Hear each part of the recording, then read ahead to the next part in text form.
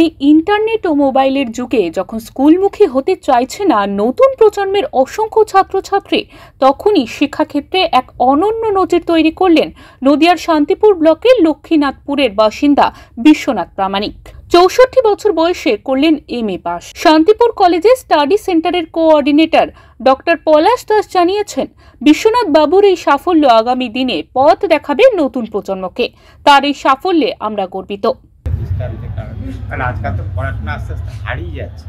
তার এই পাশের মাধ্যমে, তার এই ইচ্ছার মাধ্যমে অনেকটা সেগুলো উঠে আসবে বলে আমার মনে হয়। উনি জানানোই তো উচিত, কারণ এই বয়সে যে এতটা সাফল্য, তারপরে এরপরে আরও রিসার্চ করবেন বলে করেছেন, সেটা তো সমাজের কাছে সত্যি একটা ভালো দিক। স্বাভাবিক, সবাই তো উনি যেমন খুশি হয়, গ্রামের সবাই খুশি হওয়ারই কথা তাকে দেখে। অপরদিকে জীবনের এই বিশেষ ইচ্ছে পূর্ণ হওয়ায় খুশি বিশ্বনাথ বাবু। শিক্ষার তো শেষ নাই, আর শিক্ষার গুণ বা শিক্ষার মান যদিও নেমে যাচ্ছে, কিন্তু শিক্ষা এমনই একটা জিনিস, শিক্ষা মানুষকে নম্র করে, ভদ্র করে,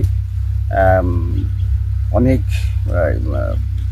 নিজে চলার যে সেটা শক্তিটা বাড়ে। তো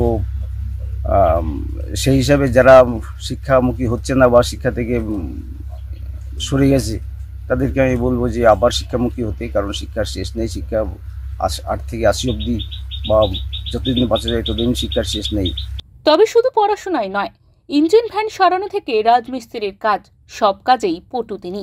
এর জন্যই গ্রামের মানুষের কাছে বিশ্বকর্মা নামে পরিচিত 64 বছরের বিশ্বনাথ প্রামাণিক।